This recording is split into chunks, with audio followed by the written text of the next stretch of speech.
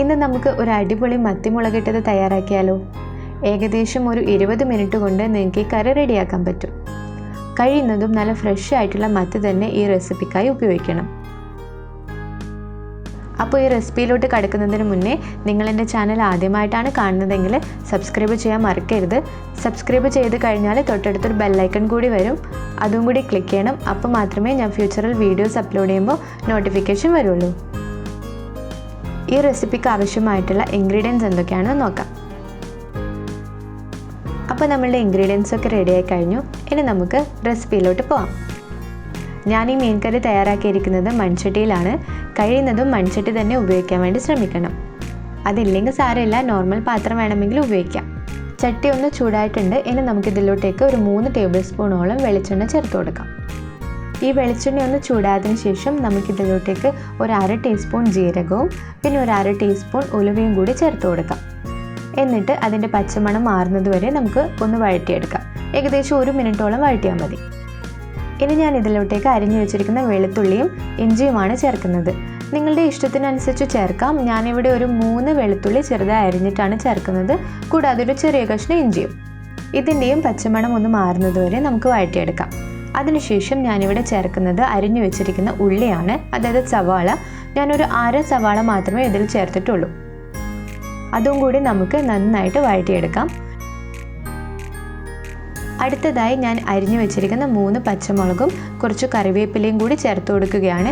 എന്നിട്ട് ഈ ഉള്ളിയുടെയൊക്കെ കളറൊന്ന് മാറുന്നത് വരെ നമുക്ക് നന്നായിട്ട് വഴറ്റിയെടുക്കാം. ഇപ്പോൾ ഈ ഉള്ളിയൊക്കെ നന്നായിട്ട് കളർ മാറി വന്നിട്ടുണ്ട്. ഇനി നമുക്കിതിലോട്ടേക്ക് ഉപ്പും മസാലകളും ചേർത്ത് കൊടുക്കാം. ഞാനിവിടെ 1/2 ടീസ്പൂൺ ഉപ്പാണ് ചേർത്തിരിക്കുന്നത്. അതിൻ്റെ കൂടെ ഒരു 1/2 ടീസ്പൂൺ മഞ്ഞളും പിന്നെ 1 ടീസ്പൂണോളം മല്ലിപ്പൊടിയും പിന്നെ 1 ടീസ്പൂണോളം നോർമൽ മുളക് പൊടിയും പിന്നെ നിങ്ങളുടെ ആവശ്യത്തിനനുസരിച്ച് കാശ്മീരി ചില്ലി പൗഡറും ചേർത്ത് കൊടുക്കാം. ഞാനിവിടെ ഒരു 1.25 ടീസ്പൂണോളം കാശ്മീരി ചില്ലി പൗഡർ ചേർത്തിട്ടുണ്ട്. ഇനി നമുക്ക് തീ കുറച്ച് വെച്ചിട്ട് ഈ മസാലകളുടെയൊക്കെ പച്ചമണം മാറുന്നതുവരെ നന്നായിട്ട് വഴറ്റിയെടുക്കാം. അതിനുശേഷം ഞാനിവിടെ അരിഞ്ഞു വെച്ചിരിക്കുന്ന തക്കാളിയാണ് ചേർക്കുന്നത്. ഞാനിവിടെ ഒരു മീഡിയം സൈസിലുള്ള തക്കാളിയാണ് എടുത്തിരിക്കുന്നത്. നല്ല കളറുള്ള തക്കാളിയായിരുന്നു. ഈ തക്കാളിയും കൂടി നമുക്ക് ഈ മസാലയിലോട്ടിട്ട് ഒന്ന് യോജിപ്പിച്ചെടുക്കാം. അതിനുശേഷം ഞാനിവിടെ ചേർത്തിരിക്കുന്നത് കുറച്ച് കുടംപുളിയാണ്. അത് കുറച്ച് വെള്ളത്തിൽ സോക്ക് ചെയ്തിട്ടാണ് ഞാൻ ചേർക്കുന്നത്.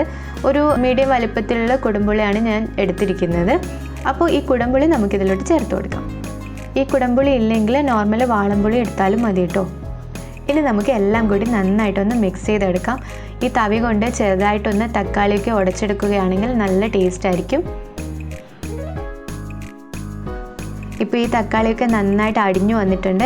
ഇനി നമുക്കിതിലോട്ടേക്ക് ആവശ്യമുള്ള വെള്ളം ചേർത്ത് കൊടുക്കാം. ഞാനിവിടെ ഏകദേശം ഒരു 1.5 കപ്പ് വെള്ളം ചേർത്ത് കൊടുക്കുന്നുണ്ട്. കഴിയുന്നതും ചൂടുവെള്ളം ചേർത്ത് കൊടുക്കുന്നതാണ് നല്ലത്. നിങ്ങളുടെ ഇഷ്ടത്തിനനുസരിച്ച് നിങ്ങൾക്ക് വെള്ളം ചേർത്ത് കൊടുക്കാം, അതായത് നിങ്ങളുടെ കറിയുടെ കട്ടിക്കനുസരിച്ചിട്ട്. ഒരു മൂടി ഉപയോഗിച്ചിട്ട് കവർ ചെയ്തതിന് ശേഷം നമുക്ക് ഈ കറി ഒന്ന് തിളപ്പിച്ചെടുക്കാം. ഒരു 10 മിനിറ്റ് കഴിഞ്ഞിട്ടുണ്ട്. നമ്മുടെ കറിയൊക്കെ നന്നായി തിളച്ച് വന്നിട്ടുണ്ട്. ഇനി നമുക്കിതിലോട്ടേക്ക് നമ്മൾ മുറിച്ച് വെച്ചിരിക്കുന്ന മത്തി കഷ്ണങ്ങൾ ചേർത്ത് കൊടുക്കാം.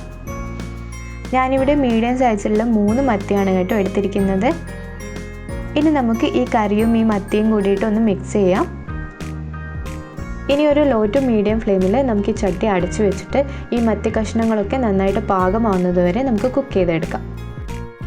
ഇപ്പോൾ ഏകദേശം ഒരു 10 മിനിറ്റ് കഴിഞ്ഞിട്ടുണ്ട്. നമുക്ക് മൂടി തുറന്ന് നോക്കാം. നിങ്ങൾക്ക് കാണാം ഇതിൽ എണ്ണയൊക്കെ നന്നായി തെളിഞ്ഞു വന്നിട്ടുണ്ട്.